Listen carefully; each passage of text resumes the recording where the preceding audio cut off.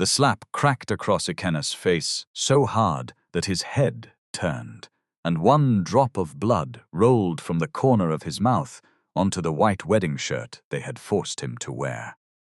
"Put the ring on her finger," Chief Nnamdi thundered. Ikenna stared at the unconscious woman lying beneath the hospital sheets. Tubes entered her arms. A monitor counted every fragile heartbeat.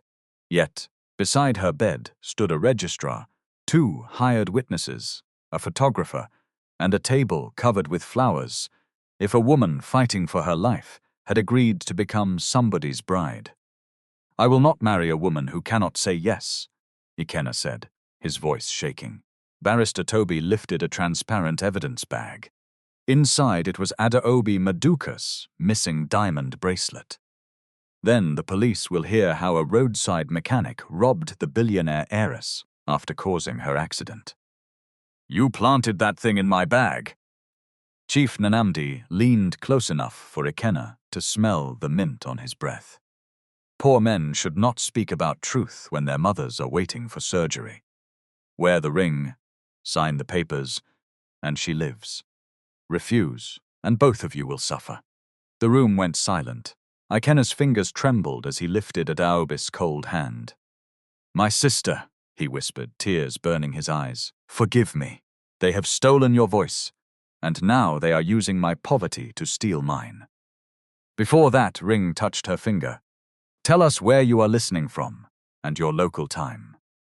Subscribe now, because what happened inside that hospital room would expose a family secret worth billions, and you do not want to miss a second. The ring slid into place. Adobe's fingers suddenly closed around his wrist. Then her eyes opened. For 1 second, nobody moved. The photographer kept his finger on the shutter, but even he forgot to press it. The registrar's fountain pen hovered above the marriage record. One of the hired witnesses sucked in a sharp breath and stepped backwards until her hip struck the flower table. A glass vase trembled. Then it fell. The sound of breaking glass scattered through the private hospital suite, sharp enough to wake any ordinary sleeper. Adaobi's eyes did not close. They were unfocused at first, wet and dull beneath the bright ceiling light, but they were open. Chief Nnamdi recovered before everybody else. "Doctor," he snapped, "do something." Dr. Michael Danjuma hurried to the bed. He lifted one of Adaobi's eyelids, shone a penlight across the pupil, and placed 2 fingers against the side of her neck. He did not ask her to follow his hand. He did not call her name. He did not check whether her gaze could settle on an object. "It is a reflex," he announced, a spontaneous arousal response. "It does not mean she is conscious." Blessing Okocha, the night shift nursing supervisor who had remained beyond her working hours because of the strange ceremony, frowned from the far side of the bed. "Doctor, her eyes are tracking." Dr. Michael did not look at her. "Nurse Blessing, I did not request your interpretation. But, sir, you have worked 14 hours. Go and hand over." Blessing's mouth tightened. She looked at Adaobi again. Adaobi was not staring at the ceiling. Her eyes were on Ikenna. He stood frozen beside the bed, one hand still trapped in hers. Her grip was weak, so weak that another man might have dismissed it as a twitch. But the pressure had come exactly when he tried to pull away. Chief Nnamdi noticed where she was looking and stepped between them. "My daughter," he said, suddenly changing his voice. The thunder disappeared. Honey entered it. "Adaobi, it is your uncle Nnamdi. You are safe. We are all here." Her eyes shifted towards him. The heart monitor climbed from 84 beats per minute to 107. Blessing saw it. So did Ikenna. Chief Nnamdi did not seem to care. "Continue the ceremony," he ordered. The registrar blinked. "Chief, perhaps we should postpone. The patient has opened her eyes." "Did the doctor not just say she is not conscious?" "Yes." "But are you now a neurologist?" The registrar swallowed. Barrister Toby reached for the marriage document. His dark suit had no crease, although the Lagos heat outside was heavy enough to make sweat run down the backs of men wearing only cotton shirts. He turned the paper towards Ikenna and pointed to a line marked "Spooz" sign. Ikenna looked at Adaobi's face. Her lips were dry. A strip of medical tape rested against her cheek.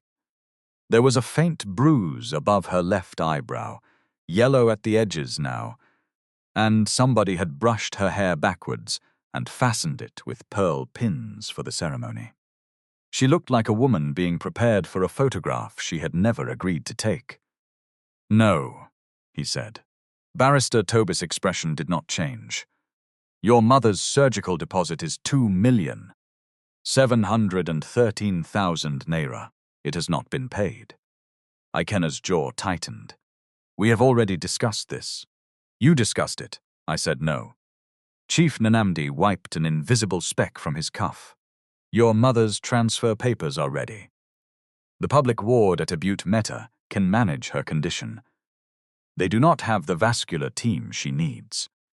Then perhaps you should stop behaving like a prince when you entered this building with grease beneath your fingernails."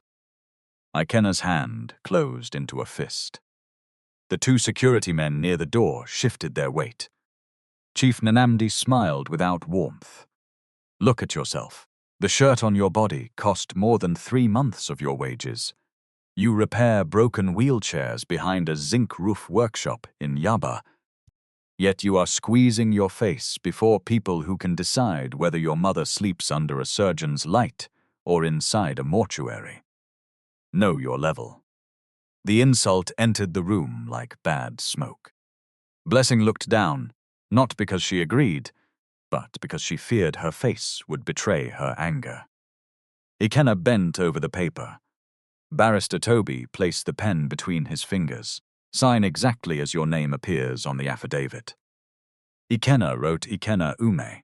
The letters came out uneven. The registrar stamped the paper. Chief Nnamdi exhaled. Only then did Ikenna lean closer to Adaobi. "If you can hear me," he whispered, his lips barely moving. Squeeze twice. Her fingers pressed once. He waited. Nothing happened. Barrister Toby began gathering the documents. The photographer raised his camera again. Dr. Michael adjusted the drip, pretending the entire room had not just witnessed a woman being used as a table on which powerful men signed their plans. Then Adaobi squeezed a second time. Ikenna's breath stopped. Her eyes remained open. She had heard him. 3 weeks earlier, on the evening of August 17, 2025, Ikenna Ume had not known Adaobi Maduka's name. He knew only that the rain had fallen across Lagos with the kind of anger that turned gutters into rivers and impatient drivers into gamblers. At 8:13 p.m., he was returning from Victoria Island after delivering a repaired patient lift motor to a private rehabilitation center. The machine sat strapped behind him inside a battered, white delivery van belonging to the workshop where he worked. Traffic crawled beneath the amber streetlights. Horns shouted from every direction. Danfo conductors hung from open doors, slapping metal and calling destinations into the rain. Ikenna's phone rang for the 4th time. He glanced at the screen. "Mama," he answered through the vehicle speaker. "My son, where are you? I am entering the link road now. Hope no problem?" His mother hesitated. The nurse came again. Ikenna tightened both hands on the steering wheel. What did she say? That they need another payment before Friday. How much? She did not tell me. She said they will talk to you. Mama, do not worry yourself. I will handle it. You have been handling everything since your father died. And have we died? He asked, forcing a smile she could not see. We are still here, so let me reach home first. I bought the garden egg you asked for. You are lying. I am not lying. You always forget. Ikenna glanced at the small nylon bag on the passenger seat. Today I remembered. His mother laughed softly. The sound had not finished when the black SUV 3 vehicles ahead swerved. At first, It looked like the driver was avoiding a pothole. Then the brake lights flashed, went dark, flashed again, and the vehicle crossed the wet lane at an impossible angle. A bus struck its rear quarter. The SUV spun twice, climbed the concrete median, and rolled onto the passenger side. Metal screamed. The phone line went silent. "Ikenna?" his mother called. He had already pulled over. "Mama, there has been an accident. I will call you." He jumped into the rain. Other drivers slowed to watch. Some lifted their phones. One man shouted that the vehicle could explode, but nobody went near it. Smoke curled from the bonnet.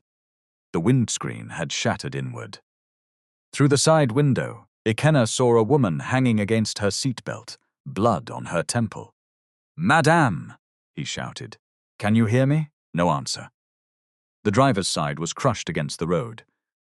Ikenna ran around to the rear, grabbed the red emergency hammer from his delivery van, and struck the remaining glass at the top corner. Once. Twice. The third blow made a hole. Fuel dripped beneath the vehicle. "Somebody call emergency," he shouted. "We have called," a woman answered from beneath an umbrella. "Then help me hold this door." Nobody moved. Ikenna climbed through the broken window. The inside smelled of blood, leather, and the bitter chemical breath of an opened airbag. The woman's phone was still glowing near the roof, which had become the side wall. A folder lay open beside her. Papers floated in rainwater leaking through the broken glass. One page carried the heading, "Maduka Mobility and Care Intinot Review." Ikenna did not read further. He cut the seatbelt with a small workshop blade, braced the woman's shoulders, and lowered her carefully. Her breathing came in wet, uneven pulls. "Madam, stay with me." She made a sound deep in her throat. "I am bringing you out. Do not fear." As he shifted her, a silver bracelet, set with small diamonds, slipped from her wrist and fell beneath the seat. He saw it.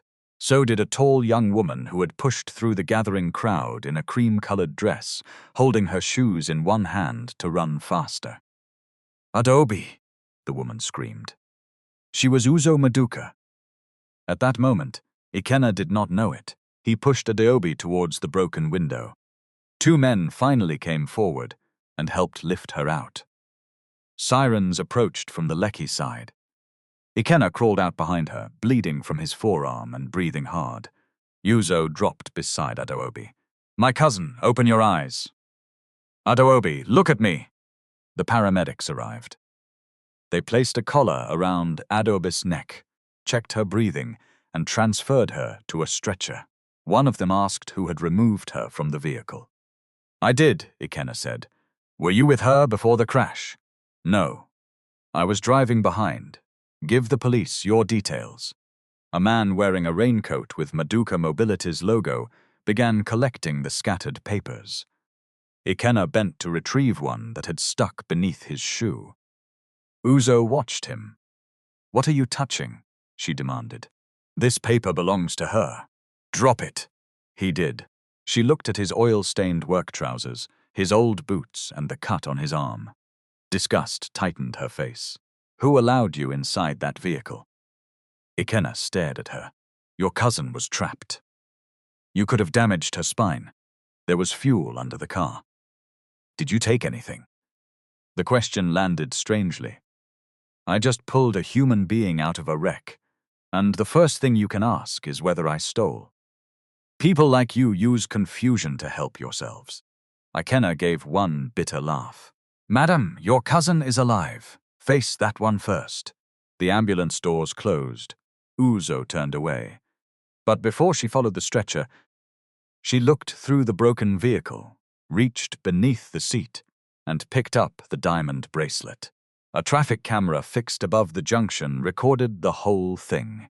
Nobody remembered that camera until much later. Adaobi was taken to Crown Meridian Hospital in Ikoyi at 9:06 p.m. A scan showed swelling around the brain, 2 fractured ribs, a damaged left shoulder, and severe bruising across her chest. Surgeons relieved the pressure before midnight. She survived the operation, but she did not wake. By sunrise, the name Adaobi Maduka was everywhere.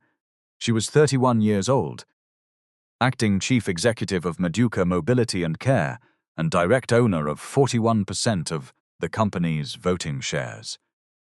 Her father had built the business from a small medical import shop in Onitsha into a national supplier of wheelchairs, patient lifts, orthopedic supports, and rehabilitation equipment. When he died, Adaobi inherited his shares. Chief Nnamdi, her father's younger brother, remained chairman of the board. The public knew them as a united family. Inside the company, unity had already cracked. 6 days before the accident, Adaobi had suspended payment on an 18.7 billion naira supply contract.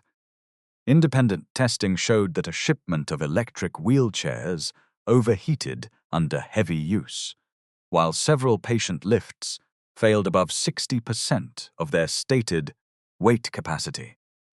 The invoices, however, described premium European equipment. The supplying companies led back through 4 intermediaries. 2 of them led quietly towards Chief Nnamdi. At 7:31 p.m., on the night of the accident, Adaobi had sent a partial audit file to an outside compliance firm. At 8:13 p.m., her brakes failed. Chief Nnamdi reached the hospital at 10:02 p.m. He stood beside her bed, placed one hand on her forehead, and told the doctors to spare no expense. Then he asked Barrister Toby Fashola how long she could remain unable to vote.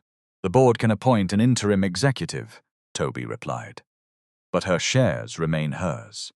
"What about medical incapacity?" "Temporary incapacity does not transfer ownership." "Guardianship. That may allow limited decisions. It does not give you her voting rights automatically." Chief Nnamdi looked through the glass at his niece. "So she can lie there like timber and still block us." Toby adjusted his cuff. "Unless someone with a plausible personal relationship to her signs certain instruments already authorized before the accident." Nnamdi turned slowly. "What personal relationship? A spouse would be useful." Adaobi had no spouse. She had ended her last serious relationship 2 years earlier and guarded her private life so fiercely that even the gossip newspapers had little to print. Creating a secret husband from among her wealthy circle would be difficult. Too many lawyers, too many families, too many questions. Then Uzo mentioned the poor man from the crash. "The mechanic?" Nnamdi asked. "Technician," she corrected. Or so he claimed. "Did anybody see him with her?" "Half the road saw him carry her." "Did cameras see it?" "Most likely." Barrister Tobis' eyes sharpened. A rescuer can become a lover very easily in the public imagination. Uzo stared at him. "You cannot be serious." "I am always serious. We know nothing about him. That is the advantage." They learnt everything within 48 hours. Ikenna Ume was 28. His father had died after complications from an untreated infection. His mother, Esther, suffered from advanced peripheral artery disease and needed surgery to restore blood flow to her right leg. Ikenna had left university during his 3rd year of physiotherapy training and now worked at Tayo Medical Repairs, a small Yaba workshop that serviced mobility equipment for clinics that could not afford new machines. His monthly pay was 168,000 naira. His debts were larger. On August 20, 2 men came to the workshop. Ikenna was bent over an electric wheelchair, tracing a melted wire beneath the control panel. When their shadows crossed his hands, "Mr. Ame?" he looked up. The first man wore a navy suit and carried no umbrella despite the rain. The second had the broad neck and stillness of private security. "Yes? Chief Nnamdi Maduka would like to thank you for saving his niece." Ikenna wiped his hands on a cloth. "How is she?" "Alive. Has she woken?" "Come with us," I asked a question. The suited man smiled. and you will receive an answer when you meet the family. Taiyo, the workshop owner, peered from behind a shelf stacked with crutches.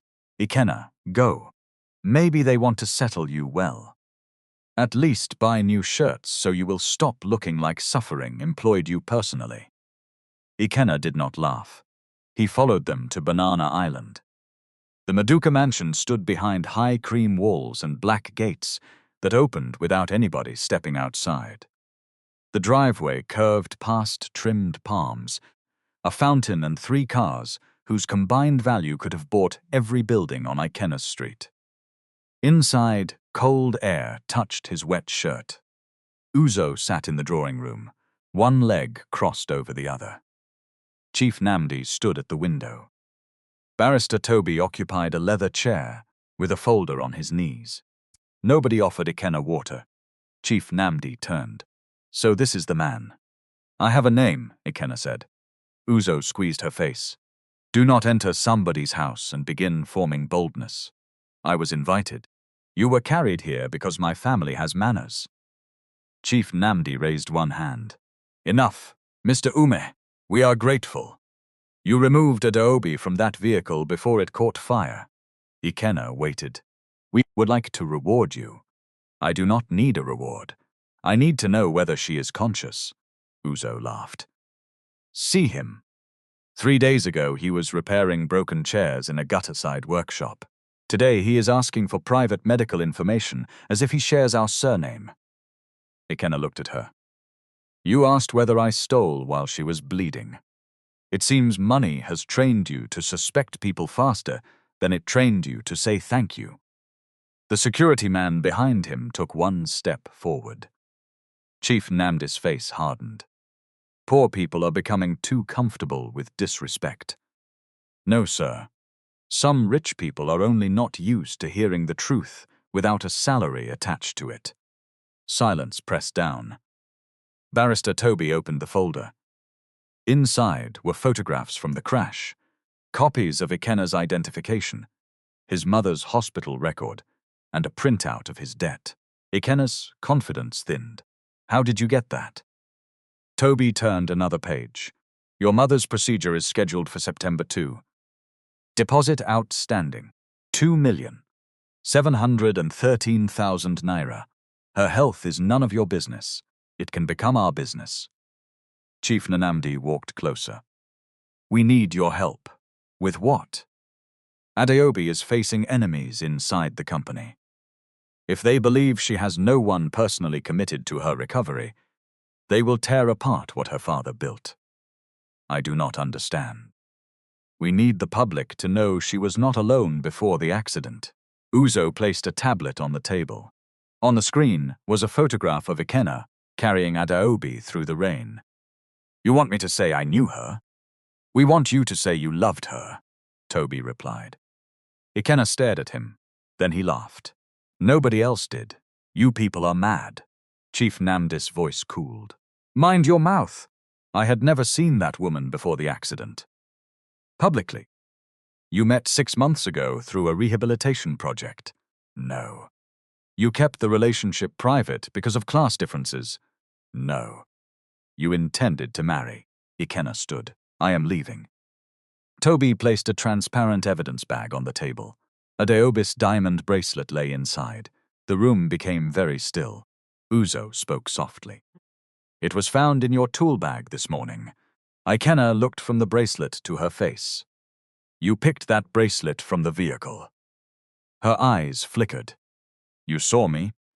I saw you bend down after the ambulance left. You cannot prove what I picked.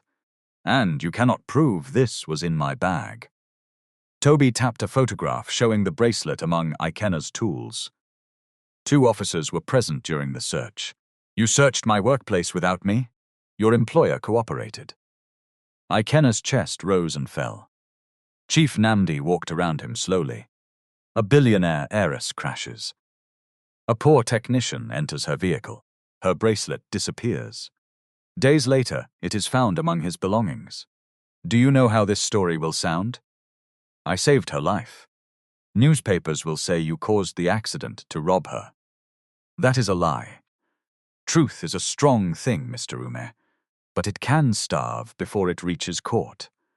Ikenna looked at his mother's medical record. Toby slid a second document across the table. It was a letter promising immediate payment of Esther Ume's surgical deposit. All you need to do, he said, is cooperate. Ikenna tore the letter in half. I would rather sleep in prison than sells an unconscious woman. Chief Nanamdi watched the pieces fall. You say that because you have never watched your mother lose a leg. The words found the place where Ikenna was weakest. Still, he walked out. For 2 days, nothing happened. On the third morning, Esther called him from the hospital. My son, they are moving me. What do you mean? The administrator said my bed is needed. They want to send me to another center. Ikenna was already running towards the road. Do not sign anything. Ikenna, what have you done? Nothing. Mama, listen to me. Do not sign.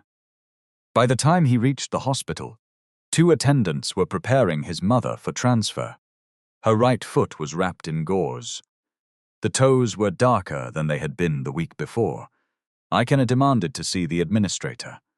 He was told the specialist team could not continue without the deposit. At 4:22 p.m., Barrister Toby called. Have you reconsidered? Ikenna stood in the stairwell, his forehead against the wall. You are threatening a sick woman. I am offering options. If anything happens to her, what will you do?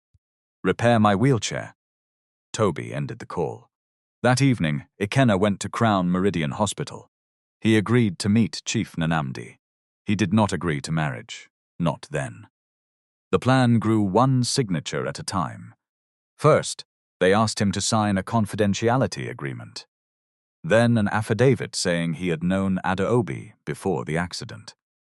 Then a statement allowing the family's public relations office to describe him as her partner. Each time he resisted, they tightened pressure around his mother's treatment. The surgical deposit was paid anonymously the following morning. Ikenna knew the money had purchased something from him. He did not yet understand how much. On September 8th, Barrister Toby presented the marriage papers. Ikenna refused. On September 9th, police officers came to question him about the bracelet. On September 10, photographs of him entering the Maduka mansion appeared on a gossip blog beside the headline, Poor technician linked to Billionaire Heiress before mystery crash. On September 11, Tayo suspended him from the workshop because customers had started asking questions. On September 12, Chief Namdi sent a final message. Come to the hospital at 9 a.m. Wear the clothes. This ends tomorrow. That was how Ikenna found himself standing beside Adaobi's bed on September 13, with blood at the corner of his mouth and a ring in his hand. And that was how the woman they believed could hear nothing opened her eyes at exactly 10:47 in the morning. After the Chief Nanamdi ordered everybody out except Dr. Michael. Ikenna did not move. She held my hand. Dr. Michael removed his gloves. Involuntary flexion. She squeezed twice when I asked, You are not medically trained. I studied physiotherapy for 3 years. And did you graduate? The question was simple, but the contempt inside it was not. No. Then do not bring roadside knowledge into my patient's care. Ikenna looked at Adaobi. Her eyes had closed again. Chief Namdi pointed towards the door. Your part is finished for today. My part? You have signed. Go and see your mother. Ikenna lowered his voice. She heard us. Namdi's expression changed. For the first time, fear touched it, only for a second. Then he smiled. A man who has eaten from another man's table should not begin imagining himself inside the family photograph. Leave. Ikenna walked out. Blessing was waiting near the nurse's station. She held a medication chart against her chest. Mr. Ume. He stopped. What happened inside that room was not normal. You saw her squeeze my hand. Blessing glanced towards the security guard. I saw her follow you. with her eyes. Can you document it? I have already documented what I observed. Will the doctor remove it? He can disagree. He cannot remove my entry without leaving a record. Ikenna studied her face. Why are you helping me? I am not helping you. I am doing my job for the woman inside. That answer gave him more comfort than any promise would have done. Blessing stepped closer. Listen to me. A patient who cannot speak may still understand. Do not discuss her as though she is furniture. Introduce yourself. Explain what you are doing before you touch her. Give her time to respond. They will not let me near her again. You are now listed as her husband. The word struck him like another slap. Blessing saw it. I know, she said quietly, but the lie they created may be the only door still open to you. Ikenna looked through the glass wall towards Adaobi's room. Inside, Chief Nanamdi stood over the bed, speaking to Dr. Michael as if the woman between them were already absent from her own life. Ikenna understood then that the ring was not the end of their plan. It was the key. For the next 4 days, Adaobi opened her eyes for only a few minutes at a time. Sometimes she stared towards a voice and seemed to understand. Sometimes her gaze drifted beyond everybody in the room.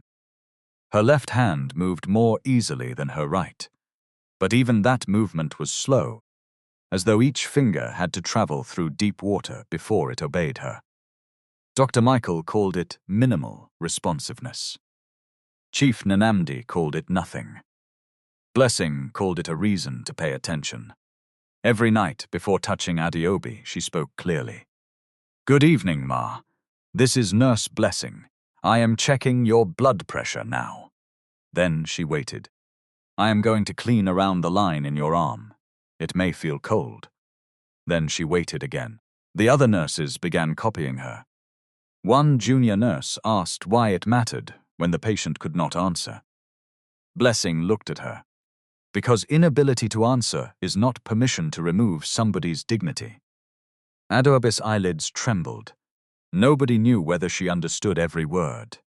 Blessing behaved as if she might. Ikenna visited daily because the hospital record now recognized him as spouse. Each visit made him feel like a thief using a stolen key. He signed the visitor book, entered the private ward, and stood beside the woman whose surname had become attached to his without her consent. He never sat in the chair closest to the bed. That chair belonged to family. He did not consider himself family. On the first evening, Adaobi slept through his entire visit. He told her his name. He told her how he had reached the vehicle, how he had cut the seatbelt, and how her cousin had retrieved the bracelet after the ambulance left. He did not mention the marriage until the end. What they did was wrong, he said. I will not ask you to understand why I agreed. My reason does not change what happened to you. Her breathing remained steady. I will find a way to undo it. On the second evening, she opened her eyes while he was describing his mother's surgery.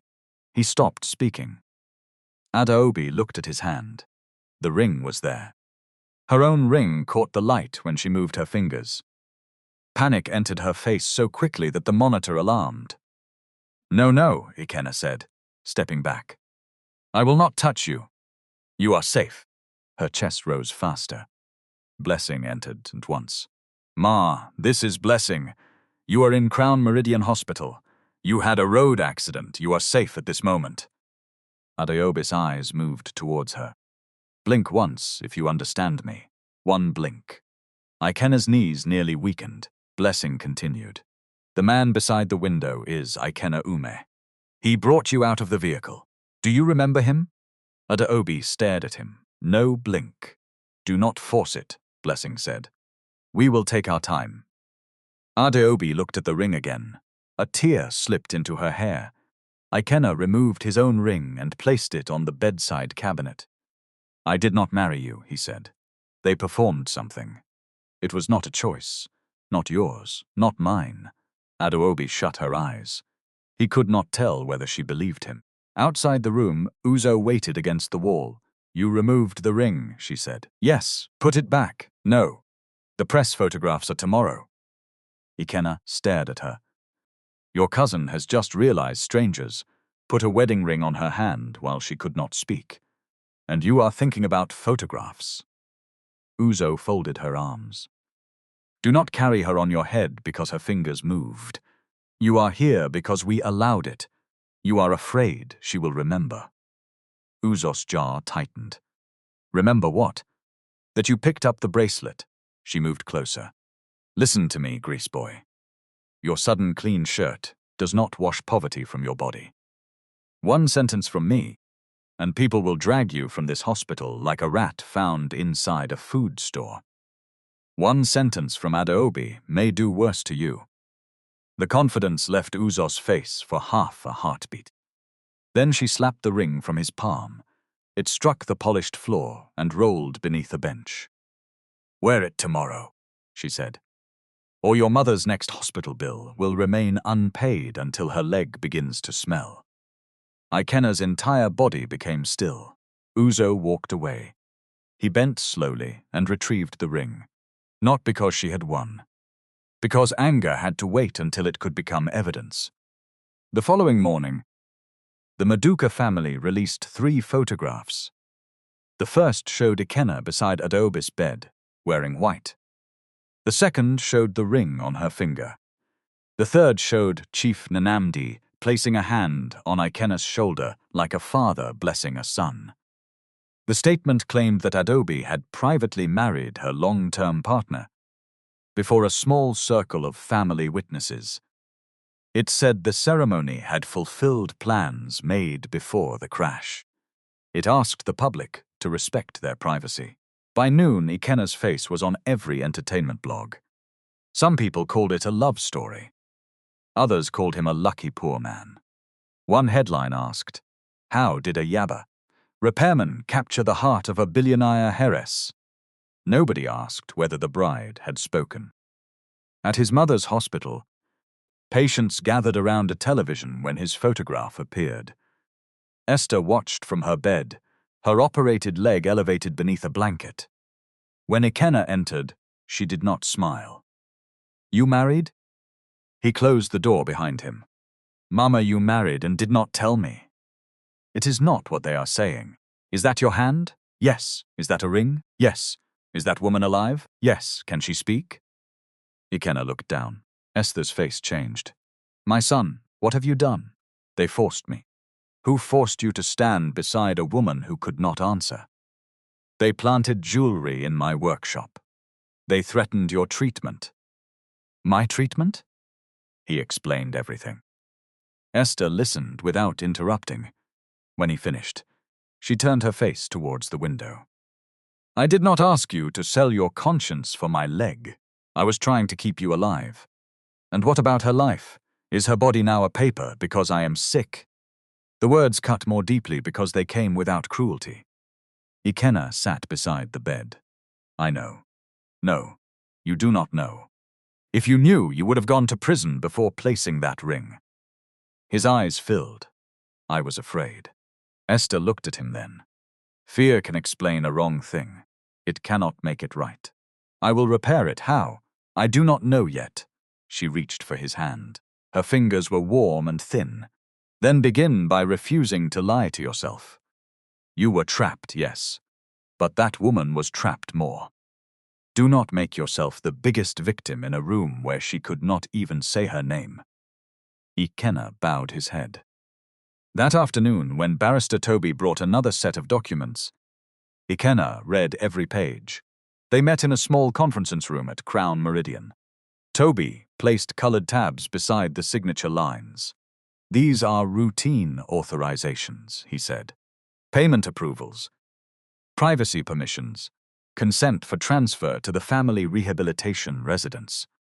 Ikenna read the first page, then the second. By page 9, he found a clause appointing Ardent Stewardship Limited to exercise voting instructions on Adaobi's behalf during incapacity. Who owns Ardent Stewardship? Toby's eyes lifted. A professional management entity. Who are the directors? That is not relevant. It is very relevant if you want me to sign. You are not being asked to become a lawyer. I am being asked to sign as her husband. That is the reason you people created this mess." Toby leaned back. "You have become noisy since entering an air-conditioned room.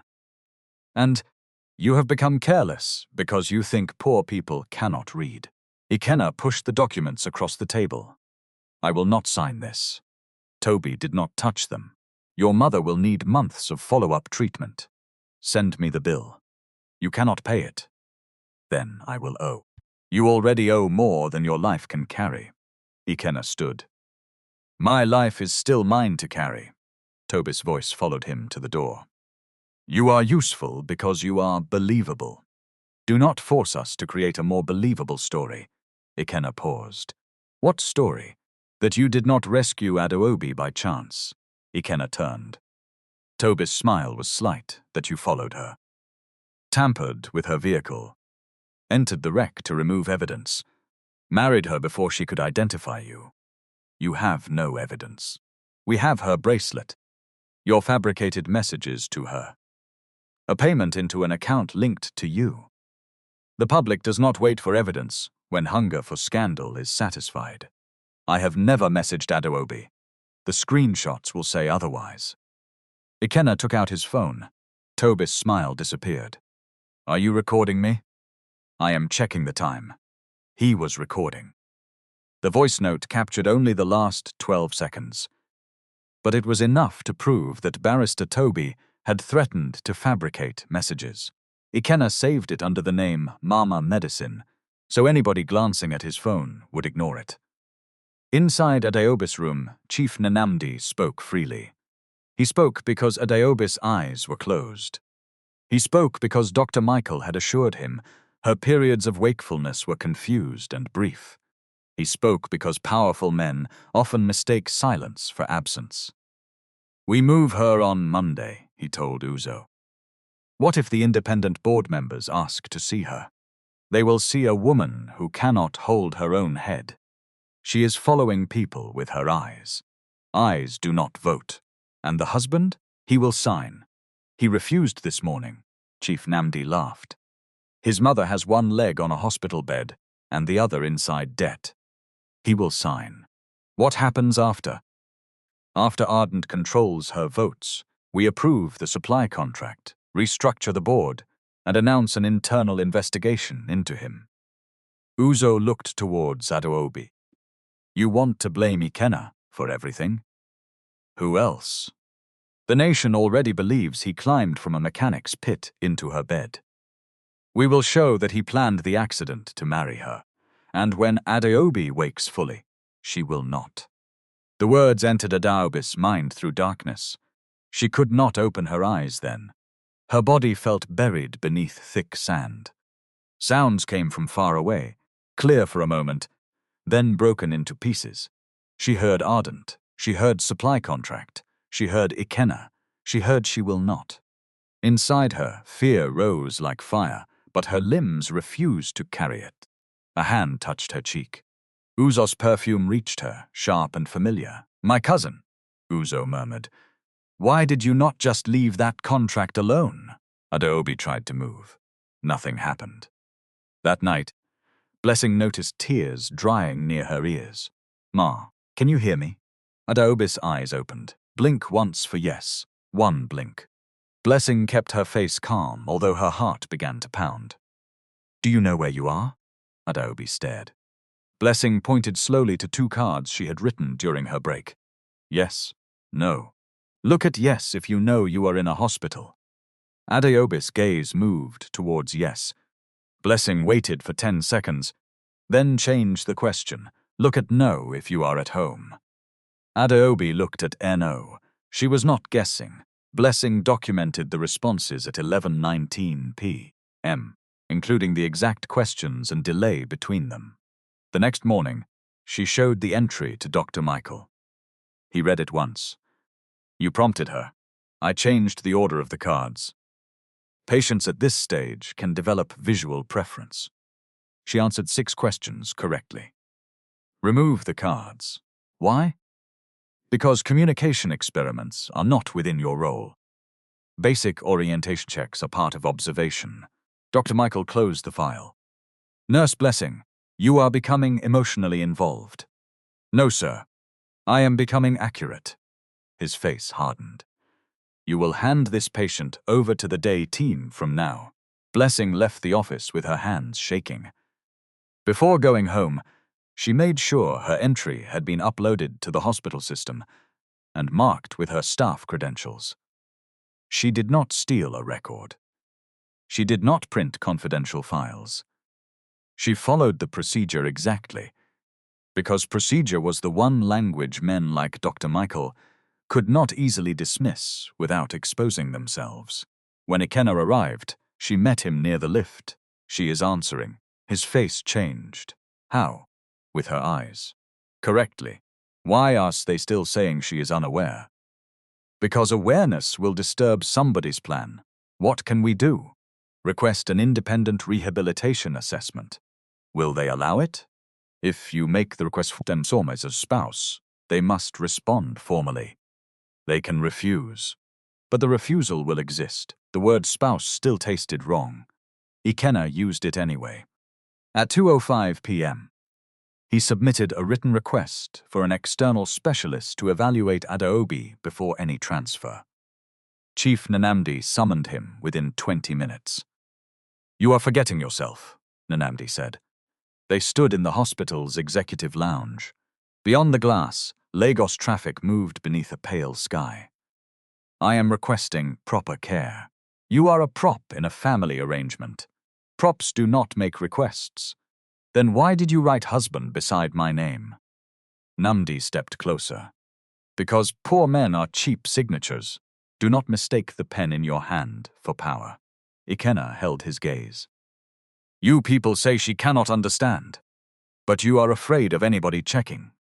Be careful. I was careful when I refused to sign your voting transfer. Chief Nanamdi's mouth tightened. Your mother is recovering because of my money. My mother said I should not buy her life with another woman's body. Then your mother is as foolish as you. Ikenna moved before thinking. He seized Nanamdi's collar. The security men grabbed him from behind and pulled his arms back. Nanamdi straightened his jacket, breathing hard. There, he said softly. That is the animal beneath the borrowed shirt. Ikenna struggled once, then stopped. Nanamdi wiped his collar. Approve the transfer documents. Or the next time you touch me, police will not ask why. No. Nanamdi nodded to security. They threw Ikenna out of the lounge. He landed on one knee in the corridor. A cleaner pushed her trolley against the wall and looked away. Uzo stood near the nurse's station, watching. You see your life, she said. 1 week near wealth and you are already behaving. As if this building knows your name. Go back to your screwdriver before poverty forgets where it kept you. Ikenna rose slowly. Tell your father I have made the request. If he refuses, I will request again. Uzo laughed. With which lawyer? I will find one. With which money? He did not answer. That evening, he sold his father's old motorcycle. It was the last valuable thing his father had left behind. A blue machine that had not run properly in 2 years. Ikenna received 437,000 naira for it. He paid 180,000 to a small legal clinic to review the hospital documents and spent 62,000 arranging a written consultation with an independent rehabilitation specialist. The specialist was Dr. Fatima Garba. She arrived at Crown Meridian on September 19 wearing a plain grey suit and carrying one black case. Chief Nanamdi's people tried to stop her at reception. I have a formal request from the recorded spouse and a referral note from the attending neurosurgical team, she said. Dr. Michael came downstairs. This assessment is unnecessary. Then it will take very little time to confirm your conclusion. The family has not approved. The recorded spouse has. Dr. Michael glanced at Ikenna with open disgust. Fatima followed his eyes. Is there a medical reason you do not want me to examine the patient? No. Good. Let us not manufacture one in the lobby. She entered Adaobi's room at 3:14 p.m. Unlike Dr. Michael, she did not begin with a penlight. She stood where Adaobi could see her. Good afternoon, Miss Maduka. My name is Dr. Fatima Garba. I specialize in rehabilitation medicine. I have been asked to assess how you understand and communicate. I will not assume silence means lack of thought. Adaobi's eyes settled on her. Fatima held up 2 cards. Yes is on your right. No is on your left. I will move them between questions so you cannot answer by position alone. For 47 minutes, she tested orientation, command following, and consistency. Adaobi looked towards her name among 3 written options. She identified the hospital. She followed instructions to blink twice, then once. When asked whether a spoon was used for eating, she chose yes. When asked whether a shoe belonged on the hand, she chose no. Fatima changed the order. Adaobi remained correct. At the end, Fatima placed an alphabet board near the bed. This will be tiring, she said. You do not have to complete a word. Look towards the row first, then we will go slowly. Adaobi's eyes moved. N, Fatima marked it. O, then Ikenna stood near the wall, hardly breathing. Adaobi rested for nearly a minute. Her gaze returned to the board. H. I am not him. Ikenna closed his eyes. Chief Nnamdi, who had entered during the assessment, pointed at him. You see? She is saying she does not want him here. Adaobi's eyes widened. Fatima raised one hand. Nobody will interpret until she confirms. She placed 2 statements on separate cards. He caused the accident. He did not cause the accident. Adaobi looked towards the second. Chief Nnamdi's face changed. Fatima switched the cards and repeated the question. Adaobi again selected, he did not cause the accident. Ikenna opened his eyes. Adaobi looked at him. Her expression did not soften. Not him did not mean she trusted him. It meant she was beginning to remember where the true danger stood. Chief Nnamdi left the room without saying another word. That evening he called Barrister Toby. She is communicating. How much? Enough to reject the boy as the cause of the accident. Then we change the timetable. We move her tomorrow. Not without the husband signing. His request has created a paper trail. Chief Nnamdi squeezed the bridge of his nose. You said the boy would bend. He will. How? We stop asking him to choose between truth and money. Toby paused. We make him choose between truth and prison. The following morning, Ikenna found 3 police officers waiting outside his mother's ward. They did not arrest him. Not yet. The senior officer asked him to accompany them for questioning concerning stolen property, suspected financial inducement, and possible interference with Adaobi Maduka's vehicle. The words were spoken politely. The corridor still went quiet. Patients watched from their beds. Esther tried to rise. My son has done nothing. Mama, lie down, Ikenna said. The officer held out a card. This is an invitation, not an arrest. You may come with counsel. Barrister Toby appeared at the end of the corridor as though the hospital had summoned him from the walls. I represent Mr. Ame, he announced. Ikenna looked at him. You do not represent me. Toby smiled at the officers. My client is under stress. I said you do not represent me. The senior officer glanced between them. Ikenna took the invitation. I will attend with my own lawyer. Which lawyer? Toby asked after the officers left. The clinic you paid with motorcycle money? They will not enter this kind of river with you. Ikenna stepped close enough that only Toby could hear. I recorded you threatening to fabricate evidence. For the first time since they met, Barrister Toby's face emptied. Ikenna walked away before fear could show on his own. He had no strong lawyer. The legal clinic could review documents, but could not finance a long criminal defense. He had one voice recording, a nurse's observations, and a woman who could answer questions only with her eyes. Against them stood a billionaire family, a hospital administrator, a corporate law firm, and a media department that could turn lies into national conversation before breakfast. Still, Toby now knew he was not dealing with a completely helpless man. That brought Ikenna one day. Inside Adaobi's room, Dr. Fatima began a more structured assessment. She did not ask whether Adaobi was competent, as though human understanding were a single light switch. Capacity depended on the decision. A person might understand whether she wanted a visitor in the room, but not yet be able to evaluate a complex transfer of corporate voting rights. A person might recognize family and still struggle to remember new information for more than a few minutes. Dr. Fatima explained this to everybody present. Capacity is specific, she said. It can improve. It must be assessed, not declared for convenience. Dr. Michael folded his arms. She is not ready to make business decisions. I did not say she was. Then what is the point? The point is that she can express preferences about care, visitors, and communication. Those preferences matter now. Chief Namdi's eyes narrowed. Are you suggesting the family has mistreated her? I am suggesting nobody should speak over her when she can answer. Fatima turned towards Adaobi. Would you like Chief Namdi to remain Dane during this assessment? She held up yes and no. Adaobi looked at no. Nobody breathed. Fatima changed the position of the cards and asked again. Adaobi selected no. Chief Namdi gave a dry laugh. She is confused. Adaobi's left hand moved.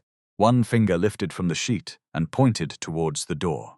The gesture was weak. Its meaning was not. Blessing lowered her head to hide the satisfaction in her eyes. Namdi stepped out. When the door closed, the monitor slowed. Ikenna noticed. So did Dr. Fatima. For the next 9 days, Adaobi worked until simple things became possible again. She practiced moving her tongue. She swallowed teaspoons of thickened liquid, while a therapist watched for choking. She learnt to operate a tablet by resting her hand on a support and touching large letters with one finger. The first time she completed a sentence, it took 11 minutes. I remember rain. The second sentence took 8. Break did not work. The third took nearly 15 because her hand began to shake. Yuzo took bracelet. Ikenna read the words twice. Adaobi looked at him. He placed his phone on the table and opened the traffic map. Do you remember me before the vehicle stopped? She typed. No.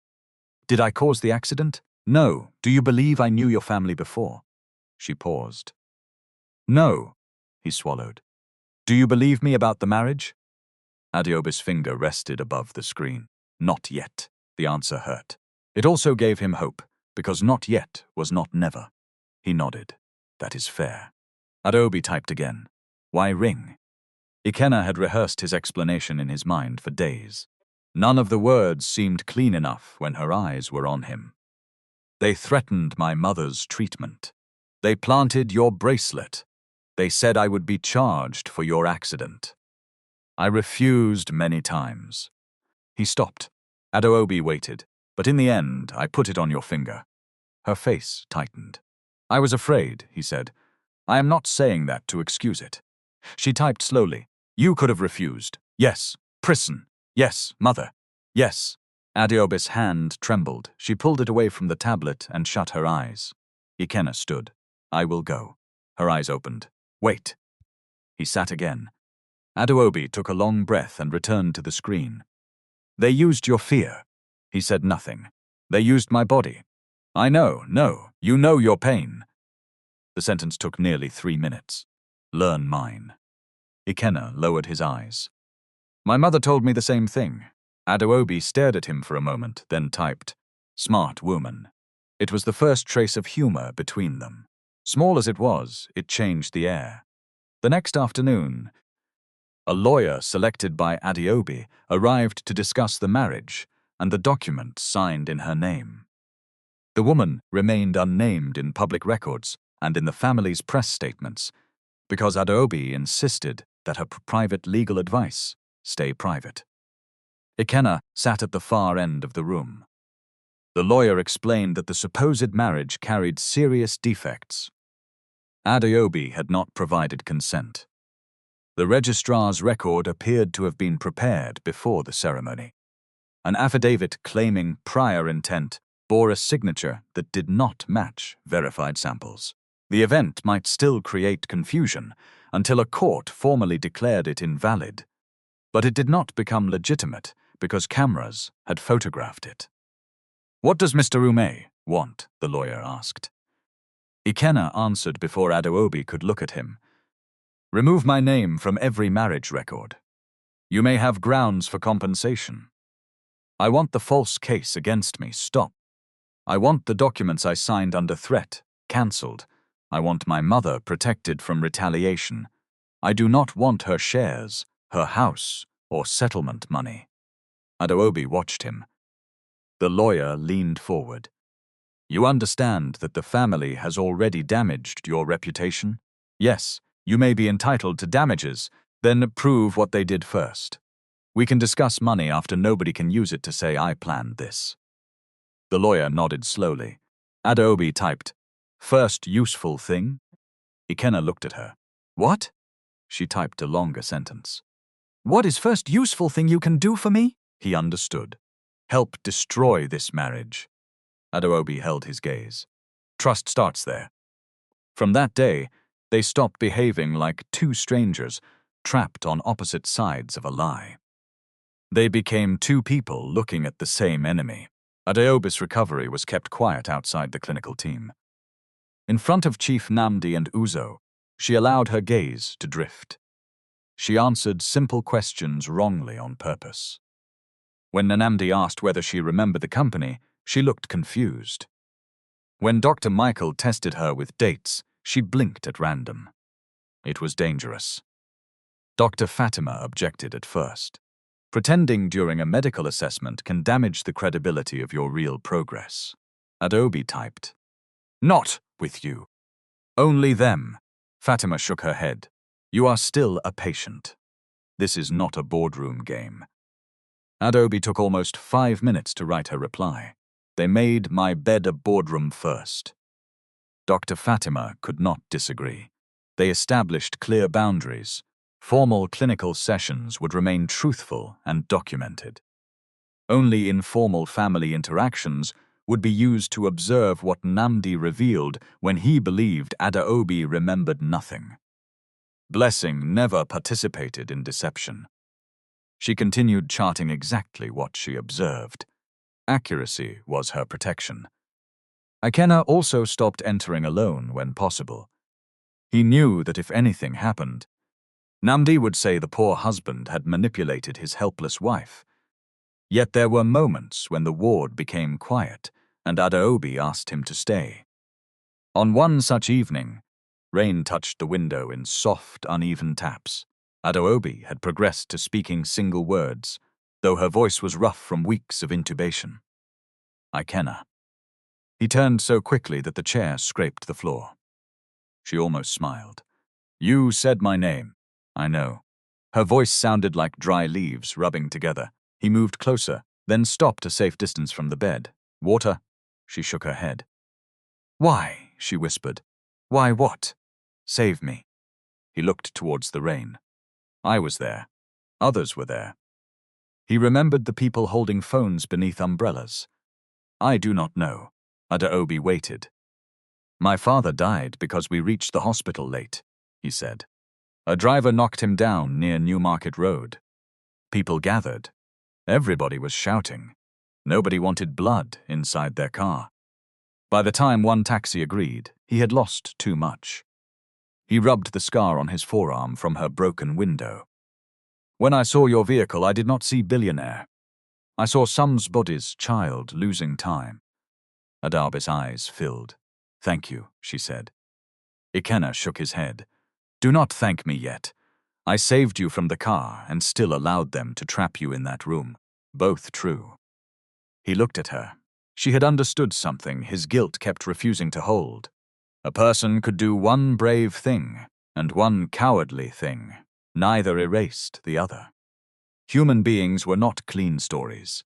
That made accountability more important, not less. The investigation grew through small pieces, not miracles. Adaobi remembered sending the audit file before the crash. Her lawyer contacted the outside compliance firm, which confirmed receiving an encrypted package at 7:31 p.m. on August 17. The package did not include the final supplier ownership map, but it showed that Adaobi had frozen the 18.7 billion naira contract after safety failures. The hospital's digital register showed that the marriage entry had been created on September 11th, 2 days before the bedside ceremony. The timestamp did not prove who ordered it, but it destroyed the claim that the registrar had entered the record only after witnessing consent. Blessing's notes showed purposeful eye responses on September 14 and 18. Dr. Michael's incapacity certificate, however, claimed there had been no reliable evidence of command following through September 20. Ikenna's recording captured Toby saying fabricated messages would support the story against him. The traffic authority required a formal legal request before releasing junction footage. Adaobi's lawyer filed it. The camera recording showed Ikenna breaking the window, lifting Adaobi out, and returning loose papers to the company employee. It also showed Uzo retrieving the bracelet from the vehicle after the ambulance left. Most damaging of all was the workshop's own security footage. Tayo had not known the camera above the parts shelf was still recording. It showed one of Namdi's security men entering the tool area alone before the search that discovered the bracelet. Tayo called Ikenna after viewing it.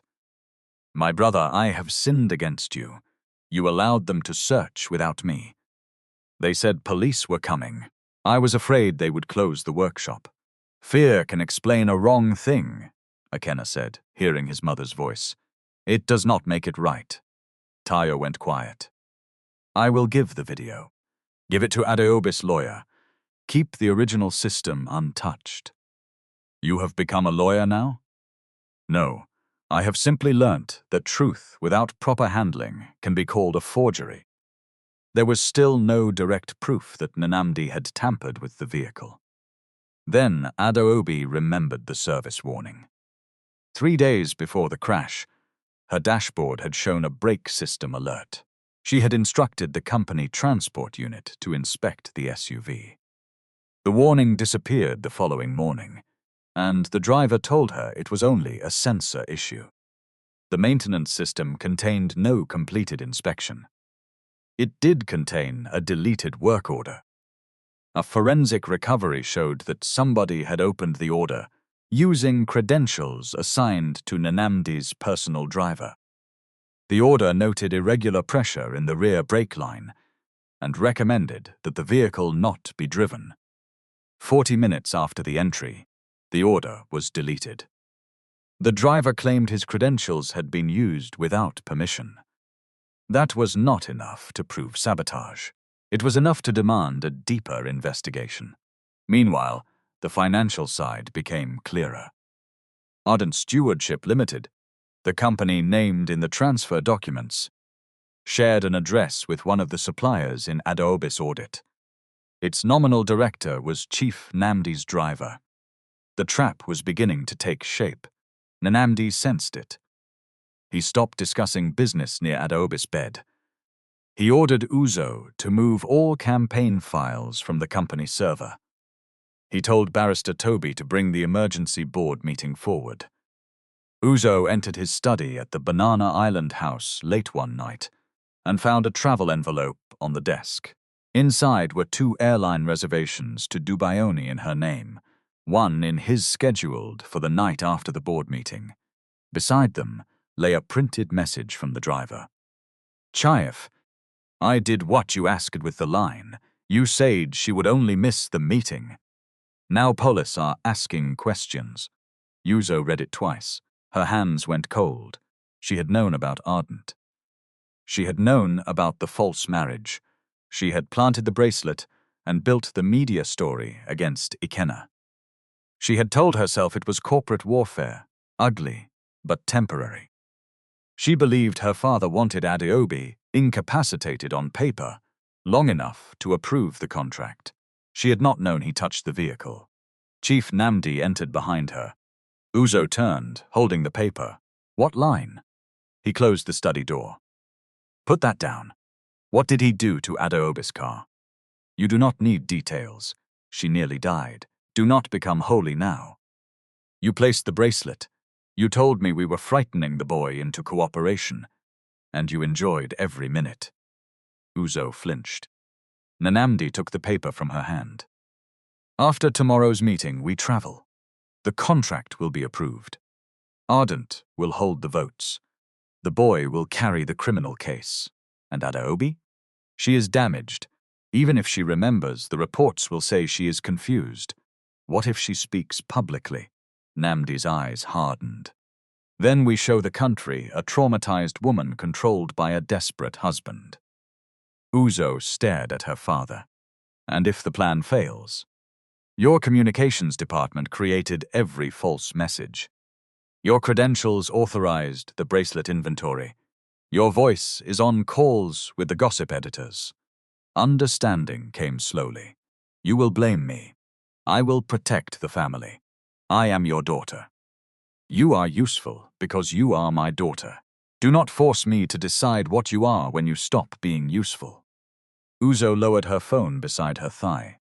The voice recorder was running. Namdi did not notice. By morning, Ikenna's fabricated scandal was everywhere.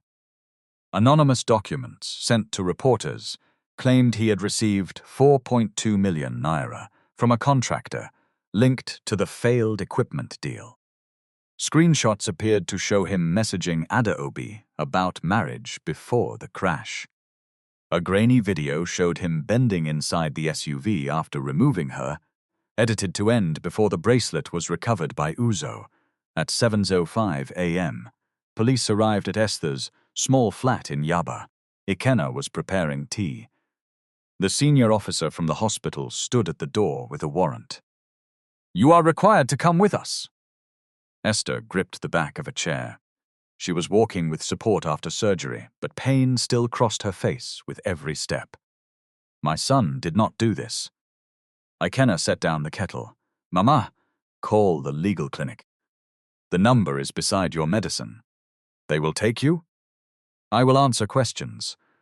The officers did not mistreat him. They allowed him to dress. They showed the warrant. One of them even moved the hot kettle away from the edge of the table before escorting him outside. But Uzo's media team had already alerted reporters. Cameras crowded the street. Did you sabotage Adaobi's car? Did you marry her for her shares? How much were you paid? A woman shouted, Shameless gold digger. A young man pushed towards him. You almost killed that woman because you wanted billionaire money. Police held the crowd back. Ikenna looked once towards the window. His mother stood behind the curtain, one hand over her mouth. He was taken away beneath a storm of insults created by people who had never met him. At Crown Meridian, Adaobi watched the footage on a muted television. Her left hand shook so badly that the tablet slipped. Dr. Fatima picked it up. You cannot go out like this. Adaobi forced the words through her damaged voice. They will bury him. Your lawyer is working. Board meeting? Tomorrow morning. Adaobi looked towards Blessing, wheelchair. Fatima shook her head. You cannot tolerate 2 hours upright. Then 1 hour. You are not ready. Adaobi's eyes sharpened. They made my bed a boardroom. Tomorrow I take my voice there. Her lawyer warned that appearing too early could help Nanamdi argue that Ikenna was controlling a medically vulnerable woman. Adaobi listened.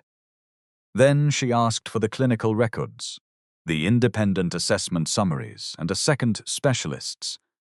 confirmation of her ability to understand the board decision. She did not want sympathy. She wanted evidence that could survive people who had already decided her voice was inconvenient. That afternoon, Ikenna was released pending further investigation because the account receiving 4.2 million naira was not his. The name resembled his, but the identification number belonged to a company employee, linked to Uzo's department. The police still retained his phone and instructed him to attend the board meeting as part of the inquiry into the supposed transfer documents. When he returned to his mother's flat, Esther was sitting in darkness. "Mama." She did not answer. He switched on the light. Her eyes were swollen. "I saw them push you. I am all right." "I believed one thing for 1 minute," she said. "When they showed those messages, I asked myself whether my son had hidden his heart from me." Ikenna sat at her feet. "Do you believe me now?" She touched his cheek. "I believed you before fear spoke. Forgive me for the 1 minute." He placed his hand over hers. "Tomorrow they will hold a board meeting. What will you do? Tell the truth. And if they laugh, then I will tell it while they are laughing." At 6:40 the next morning, Adaobi sat before a mirror in her hospital room. Blessing brushed her hair back without pearl pins. No flowers, no wedding dress. Adaobi wore a dark blue blouse, loose trousers, and soft shoes. Her left shoulder still resisted movement. Her voice remained uneven. She could stand for less than 30 seconds with support. But her eyes were clear. Blessing adjusted the blanket across her knees. "You do not owe anybody a performance of strength, Ma." Adaobi looked at herself. "I know. Then why are you squeezing your face?" A small smile touched Adobe's mouth. "Because today I will enjoy some people's discomfort." Blessing laughed before she could stop herself. At 8:05, Dr. Fatima checked Adaobi's blood pressure and warned that they would leave if her condition deteriorated. At 8:17, the lawyer secured the medical records inside a locked case. At 8:23, Uzo sent a message from an unknown number. "I have a reckoning my father plans to blame me too. I will play it if you protect the original file." Adaobi read the message. She did not forgive Uzo. She replied with one sentence: "Confession is not immunity. Bring the truth." At 8:31, the vehicle left Crown Meridian for Victoria Island. Inside the Maduka Mobility Boardroom, Chief Nnamdi prepared to bury 2 people who were still breathing. The Maduka Mobility Boardroom occupied the 23rd floor of a glass tower overlooking the lagoon. It was designed to make every visitor feel small. A polished table stretched beneath 3 hanging lights. The company Logatwu hands supporting a silver wheel covered the wall behind the chairman's seat. Reporters crowded the rear gallery. Though emergency board meetings were normally private, Chief Nnamdi had invited them because humiliation works better when it has witnesses. At 9:02 a.m., he entered wearing a charcoal suit and a red tie. Uzo followed in white. Her face was calm. Her phone remained inside her handbag, connected to a portable drive holding the recording from the study. Barrister Toby arranged files beside the chairman's microphone. Dr. Michael sat near the invited medical advisors, prepared to explain why Adaobi could not manage her affairs. Representatives from 2 banks occupied the far end. Independent directors joined by video and in person. Ikenna stood beside a security officer near the door. He wore the same dark trousers he used for church and a plain blue shirt. The hospital wedding ring was not on his hand. Reporters noticed. One whispered, "He has removed it already." Another replied, "Maybe the money has finished." Ikenna heard them. He kept his eyes on the table. Chief Nnamdi called the meeting to order at 9:15. "Ladies and gentlemen, this company is facing an attack from a man who took advantage of my niece during her most vulnerable moment." His voice traveled smoothly through the microphones. He entered her life under the cover of poverty.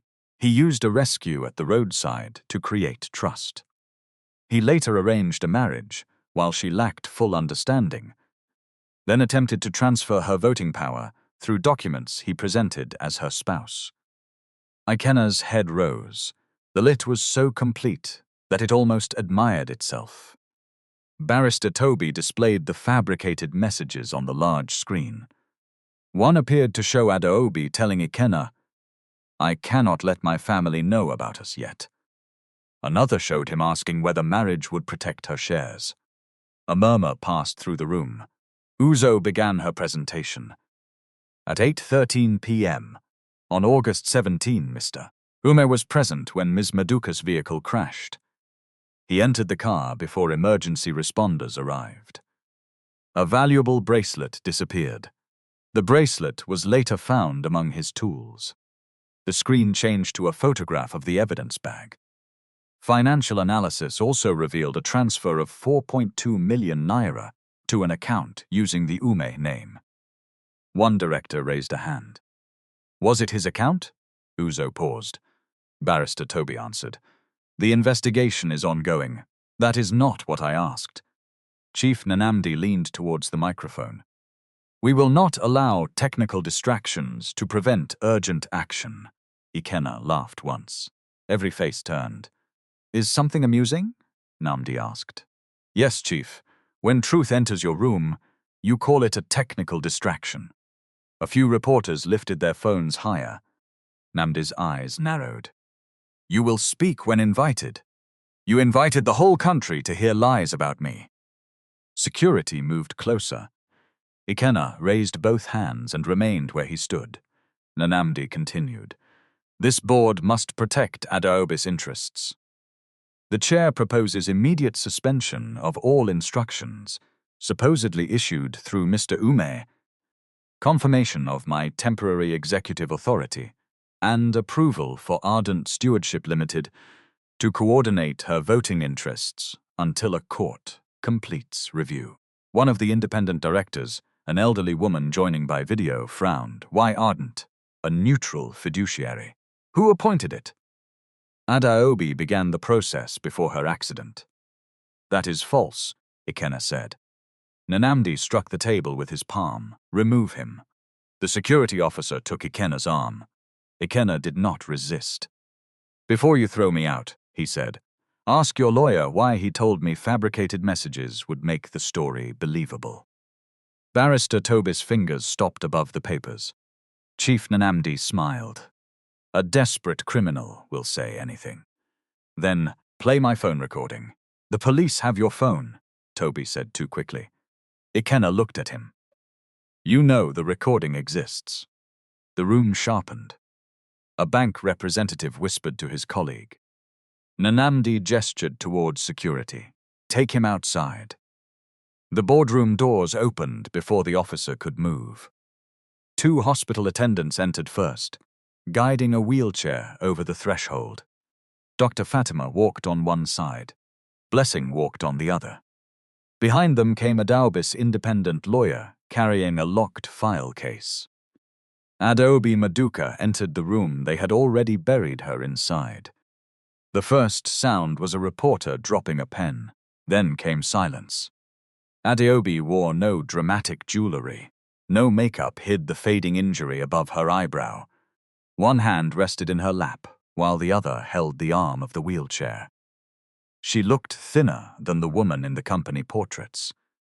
Her shoulders were not yet strong enough to remain straight without effort. But her eyes moved around the room with full recognition. Chief Nanamdi stood. My daughter. Adaobi looked at him. Do not, she said. Her voice was low and rough. The microphone still caught it. Nanamdi froze. Adaobi's lawyer placed a small microphone near her. Adaobi took one careful breath. Before any of you vote on my life, you will listen to my voice. The sentence traveled beyond the room through every phone streaming the meeting. A reporter began to cry. Dr. Michael rose. This is medically inappropriate. Ms. Maduka has not been cleared for the cognitive stress of a corporate meeting. Dr. Fatima faced him. She has been assessed over multiple sessions and reviewed by a second independent specialist.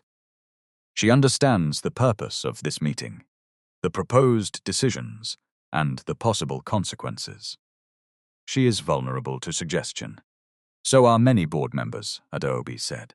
A sound moved through the room, half shock and half laughter. For the first time, Chief Namdi looked uncertain. Dr. Michael opened his folder. My report states there was no reliable command following as of September 20. Blessing stepped forward. My nursing entries documented consistent eye responses on September 14 and September 18. You are not qualified to determine capacity. I did not determine capacity. I documented behavior. Adaobi's lawyer opened the file case and removed certified copies. The hospital system retains the original timestamps. Nurse Okocha's entries cannot be reconciled with Dr. Danjuma's statement that no reliable responses were observed during that period. Dr. Michael's face darkened. This is selective. Dr. Fatima connected her tablet to the screen. Video appeared showing Adaobi responding to randomly ordered questions on different days. She identified her name, location, the purpose of a bank account, and the difference between approving and rejecting a contract. In another clip, she explained in a broken but clear voice that 41% voting ownership did not transfer through marriage. The room watched without speaking. Adaobi looked at Chief Nanamdi. Still a reflex, he sat down. Barrister Toby stood. Even if Ms. Maduka has recovered enough to communicate today, that does not answer the fraud committed in her name by Mr. Adaobi turned towards Ikenna. He still stood beside security. What was the first thing? She asked, pausing for breath. You asked my lawyer to do? Ikenna's throat moved. End the marriage. Did you ask for shares? No. My house? No. A settlement? No. What did you ask for? To clear the false case. Protect my mother. Cancel what I signed under threat. And remove my name from your marriage record. Adaobi faced the board. The man you call a gold digger used the first legal help available to him to give back the only thing your lies said he had gained. Chief Namdi lifted both hands. Adaobi, you are confused. This boy has been sitting beside your bed, filling your head. Her gaze became cold. You spoke beside my bed too. Nanamdi's mouth closed. You said my eyes could not vote. Uzo lowered her head. You said, once Ardent controlled my shares, you would approve the contract and blame Ikenna. That is absurd. You asked what would happen if I woke fully. A traumatized memory can combine dreams with conversation. Adaobi nodded once. Then let us leave memory and use records. Her lawyer changed the screen. The hospital marriage register appeared. A highlighted timestamp showed the entry had been created on September 11 at 4:36 p.m. Adaobi spoke slowly. The ceremony happened on September 13 at 10:47 a.m. Why did my marriage exist in the system for 42 hours before anybody placed a ring on my hand? The registrar, who had been seated near the rear under legal summons, wiped sweat from his forehead. Barrister Toby answered. Administrative pre-entry. Before consent? Adaobi asked. It was a draft. Drafts do not receive registration numbers. The screen changed. A verified sample of Adaobi's signature appeared beside the signature on the affidavit claiming she planned to marry Ikenna. Even to an untrained eye, the differences were clear. The false version had rounded letters and a hesitation in the final stroke.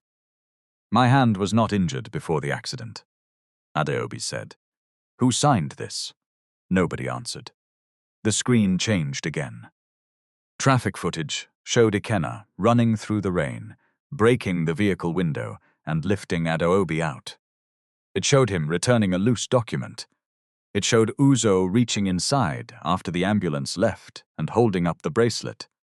The room turned towards her. Uzo's face lost color. Adaobi did not look away.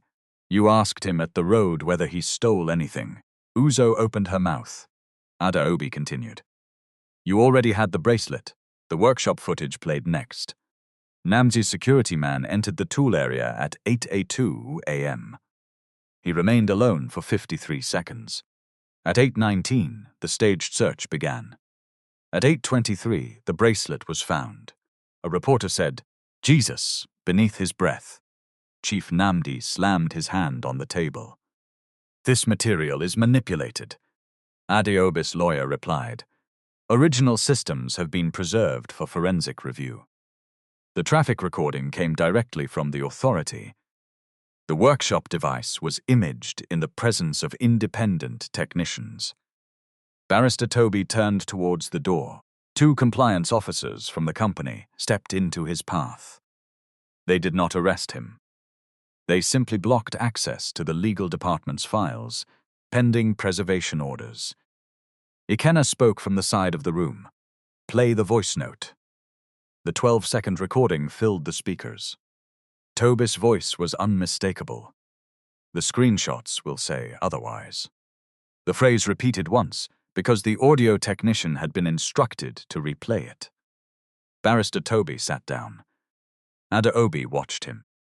"You created messages between a woman who could not hold a phone and a man who had never met her." Toby's lips thinned. "You cannot prove context." "Context is coming." The screen changed to the financial map.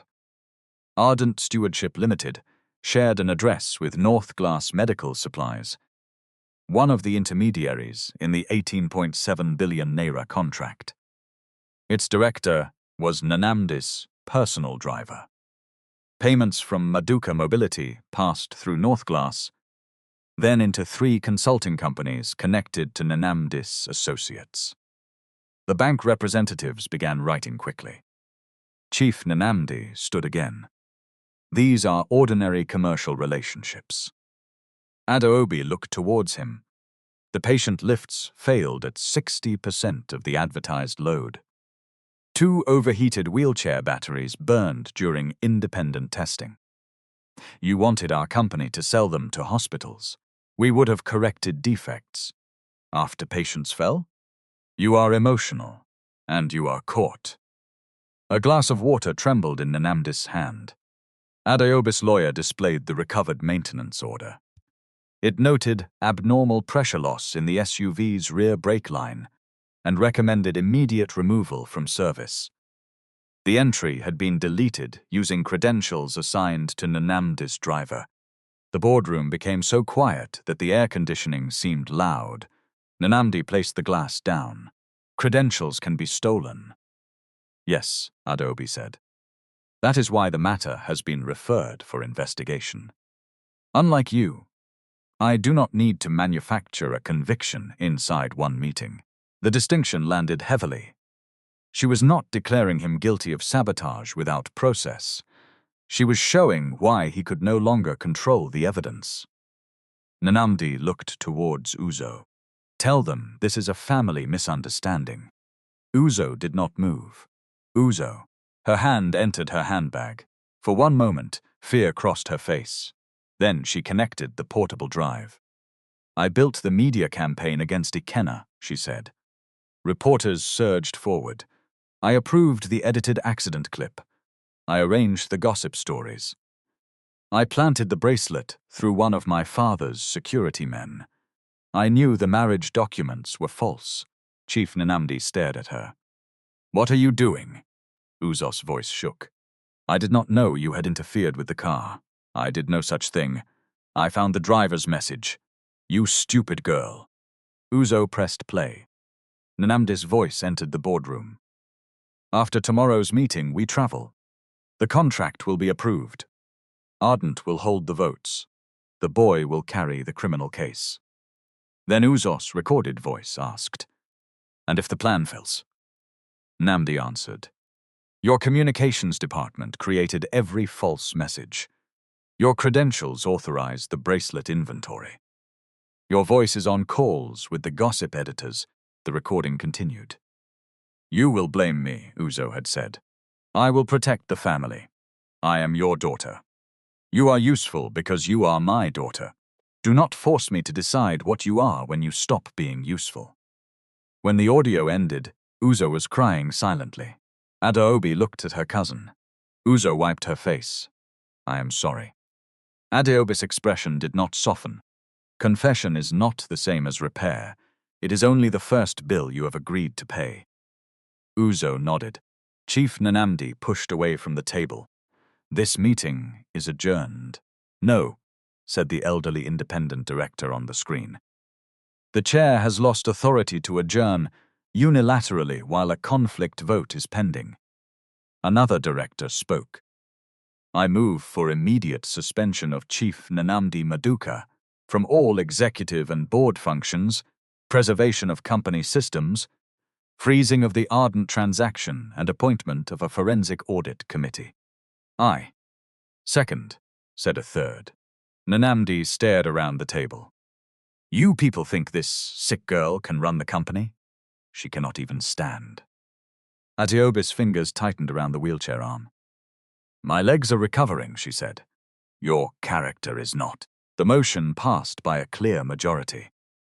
A second motion suspended Barrister Toby from company representation, pending investigation and professional review.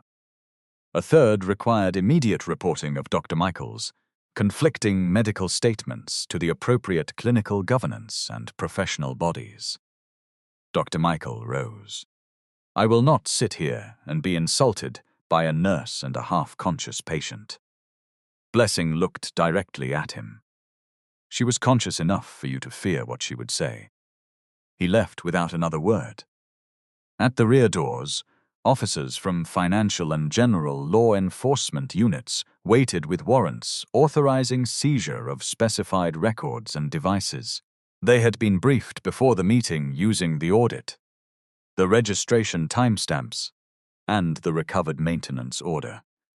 They did not handcuff Chief Namdi because a dramatic speech had declared him guilty.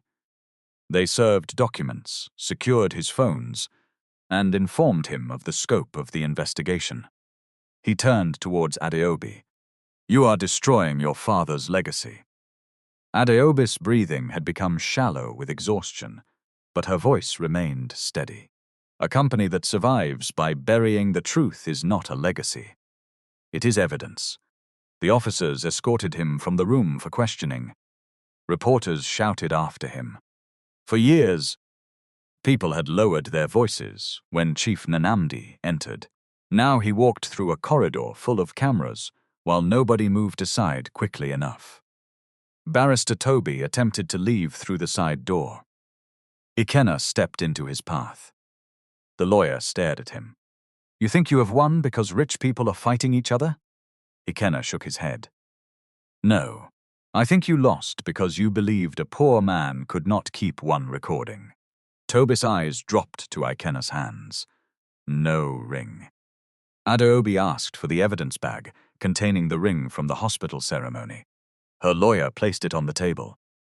For a long moment, Adaobi looked at the small circle of gold. Then she removed the matching ring from her own finger. The room watched.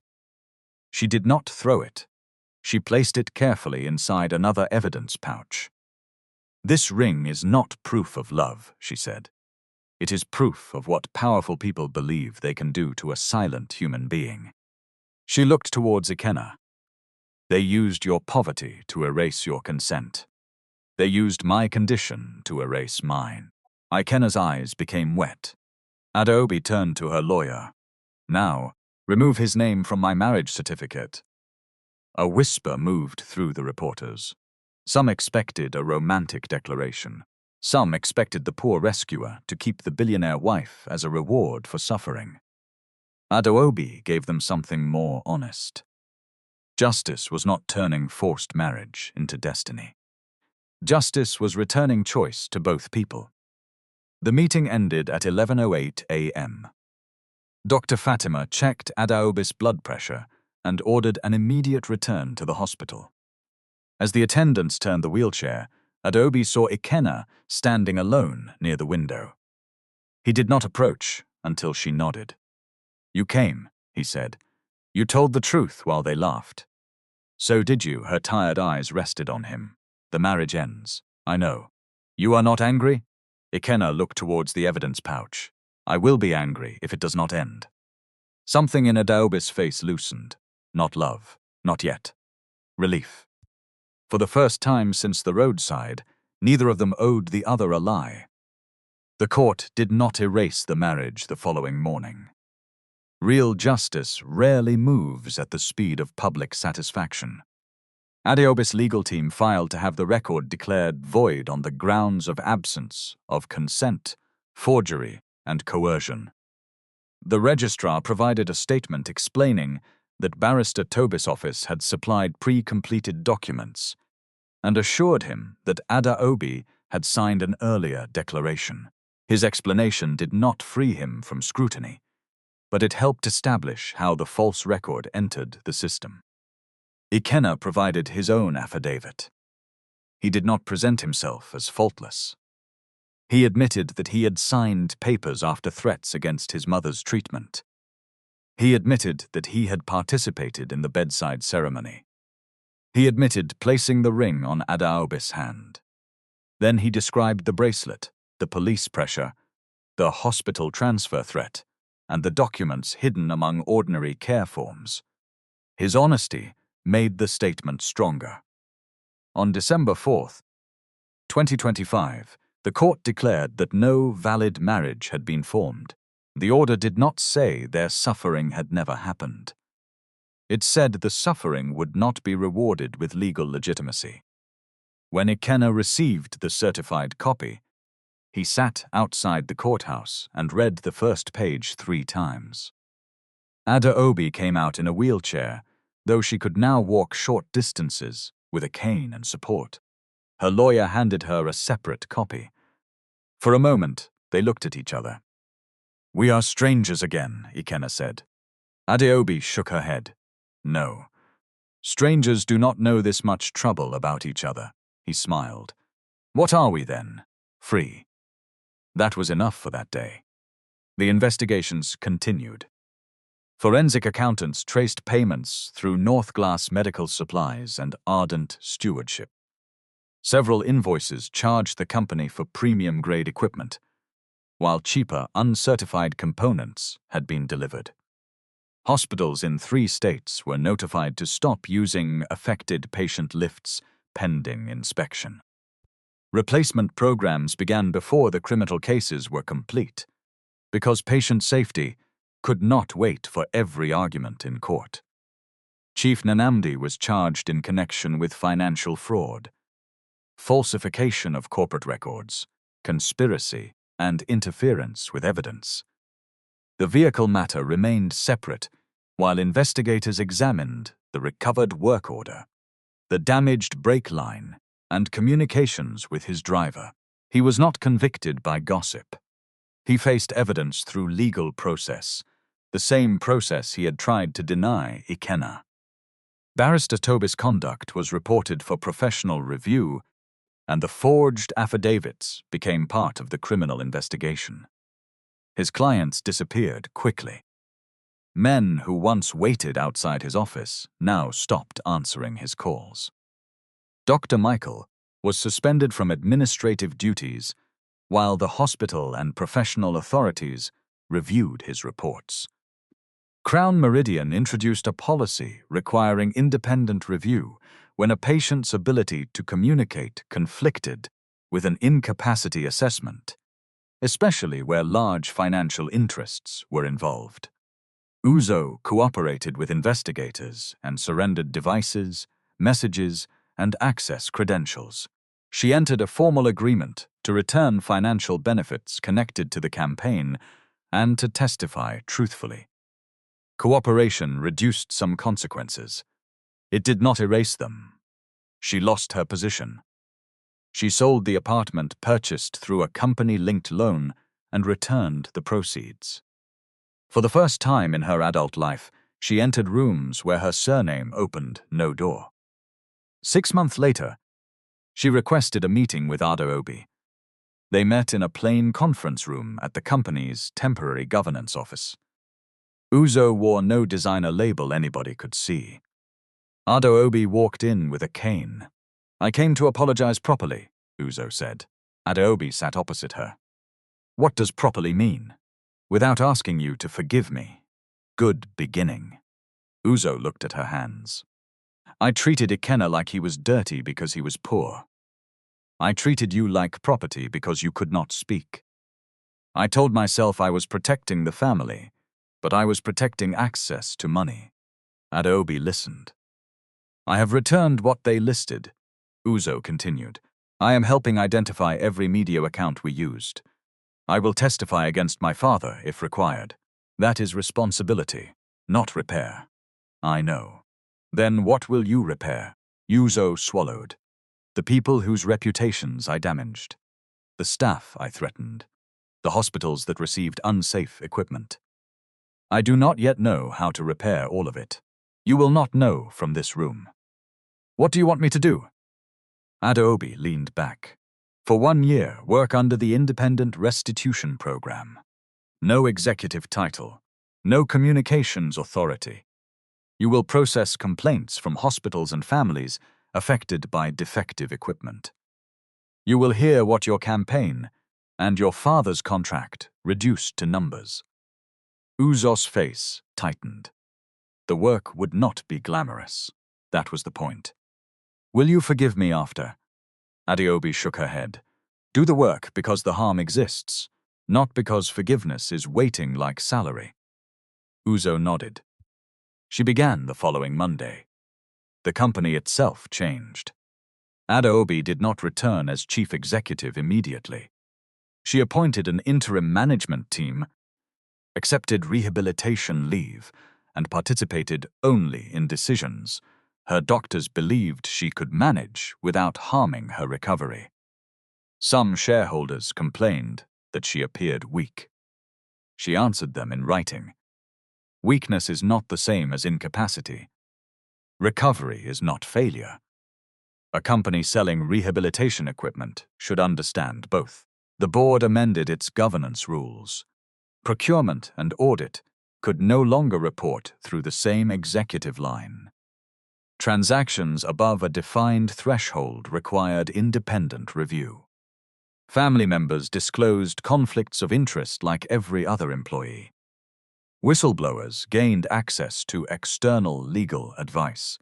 Not only an internal mailbox controlled by management. Then Adaobi launched the Patient Voice and Dignity program. The first phase funded communication boards, eye gaze tablets, and training in 7 rehabilitation centers.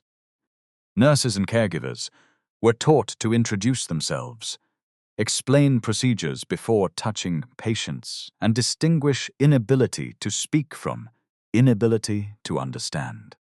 A legal support fund helped families obtain independent advice when guardianship, consent, or property decisions became disputed. The recovered contract funds financed the work.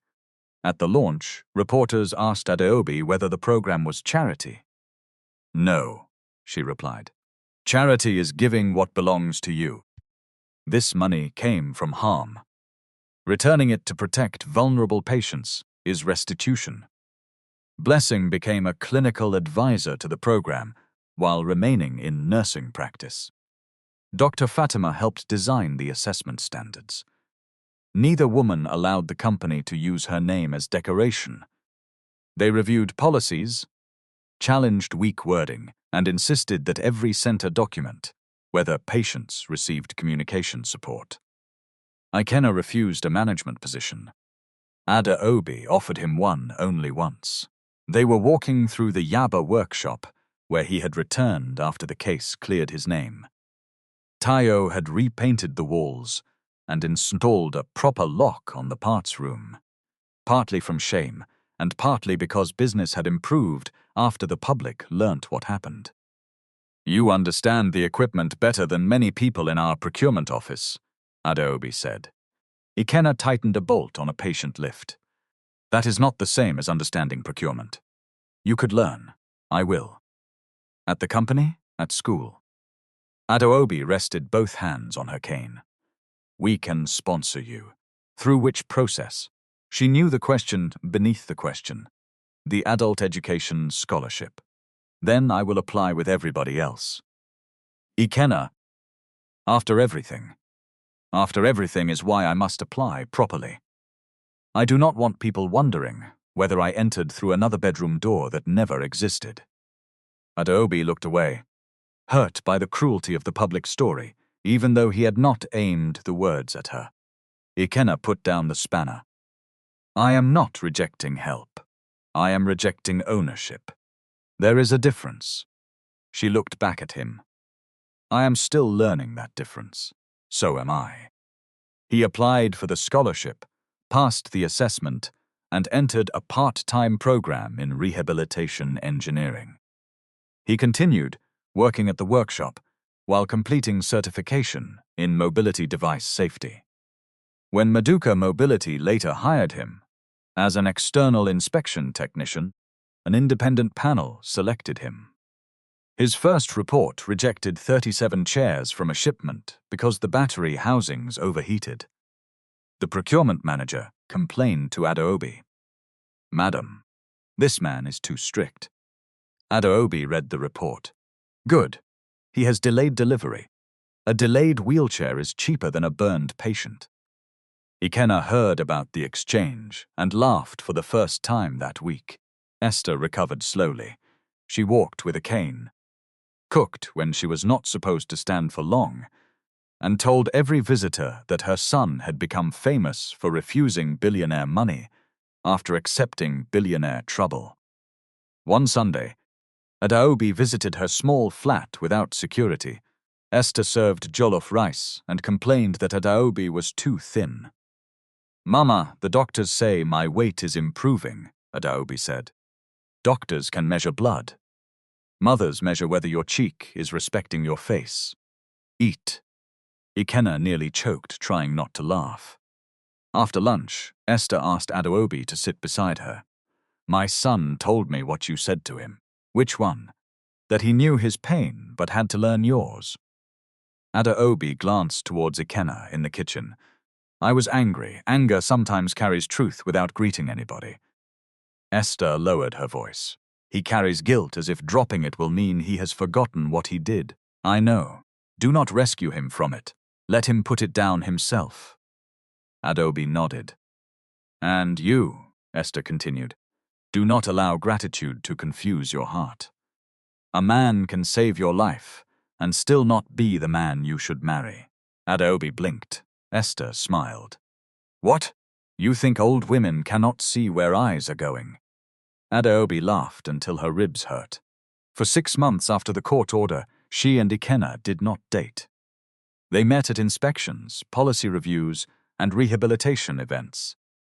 They argued about costs. They argued about whether imported equipment was always superior. They argued about Adaobi answering work messages at midnight. Ikenna never allowed her wealth to end an argument. Adaobi never used his history to demand gratitude. When she became frustrated during physiotherapy and threw a resistance band across the room, he did not tell her to be strong for the public. He picked up the band, placed it beside her, and said, You are allowed to hate today. Tomorrow you will still exercise. When he failed one technical examination and tried to hide it, she did not offer to influence the result. She brought him past questions and sat in silence while he studied. Trust grew without music. It grew in ordinary decisions. Adaobi saw how Ikenna spoke to patients who could not answer him. He introduced himself. He waited. He asked before moving a footrest or adjusting a strap. He never allowed hurried staff to speak about a person, as though the body in the chair had no owner. Ikenna watched Adaobi reject a luxury car gift from a supplier, even when accepting it would have been legal under the old policy. He watched her publish the company's safety failures rather than bury them. He watched her apologize publicly for oversight systems that had failed before her accident. Neither of them became perfect. They became harder to deceive. On the first anniversary of the crash, Adaobi asked Ikenna to meet her in the small garden behind Crown Meridian Hospital. The hospital had changed the space since her admission. A smooth path, now curved between low flowers for wheelchairs and walkers. 2 benches faced a fountain. The air smelled of wet earth after afternoon rain. Ikenna arrived at 4:17 p.m. Adaobi stood near the fountain with her cane. "You are standing," he said. "For 7 minutes already. You should sit. I invited you here, and you have started giving orders." He raised both hands. "No problem," full with dignity. She laughed and sat on the bench. For a while, neither spoke. The private ward windows rose above them. Somewhere behind one of those windows, another family might be waiting for a voice to return. Adaobi opened her handbag and removed a small box. Ikenna's smile disappeared. "What is that? A box? I can see. Then your education is working." She placed it in his palm. Inside lay a simple gold ring, not the ring from the hospital. Ikenna looked at her. "The first ring was placed on my hand when I could not say no," Adaobi said. Her voice had recovered, though fatigue still roughened it at the end of long days. "I will never allow that story to become our marriage. And this one? This one means nothing, unless both of us are free to walk away." Ikenna closed the box. Adaobi's face fell slightly. He took her hand. "I do not want to answer because we survived something together." "Good. I do not want to answer because I saved you." "Good. I do not want to answer because you helped clear my name." "Very good. I want to answer because you are stubborn. You insult my cooking. You refuse to rest, and you read procurement reports like somebody is hiding treasure inside commas." Adaobi squeezed his hand. "I want to answer because you see people before you see what they own." He opened the box again. "Yes." Adaobi released the breath she had been holding. "You took too long. You said I was free to walk away." "Free does not mean slow," he laughed.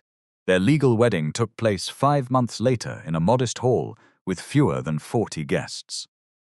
Adaobi had her own lawyer. Ikenna had his. Both read every document. Both signed in full view of witnesses who had not been paid to lie. Before exchanging rings, the officiant asked Adaobi whether she entered the marriage freely. "Yes," she said. He asked Ikenna the same question. "Yes." Esther cried loudly enough to embarrass everybody. Blessing cried quietly. Dr. Fatima did not cry until Uzo, seated near the back after receiving Adaobi's permission to attend, lowered her head during the vows. There were no billionaire fireworks, no fleet of luxury cars, no newspaper exclusive, just food, music, laughter, and 2 people who understood that consent was not a romantic detail. It was the foundation beneath every promise. The first time Ikenna held Adaobi's hand, powerful people were using it to steal her future. The last time, she placed that same hand in his, because nobody on earth could force her anymore. And that was the lesson their suffering left behind. Wealth does not make one person more human, and poverty does not make another person available for use. A silent patient is not an empty body. A frightened man is not a cheap signature. Family love without respect can become another name for control. True dignity begins where power learns to ask. 1 year after the program began, Adaobi returned to the same boardroom where her uncle had tried to erase her. This time, the rear gallery held nurses, equipment technicians, patient advocates, and representatives from hospitals that had once received the defective devices. No flowers covered medical facts. No paid witnesses waited beside forged papers. The annual report showed that 411 mobility devices had been inspected, 83 unsafe units had been withdrawn, and 126 patients had received communication aids.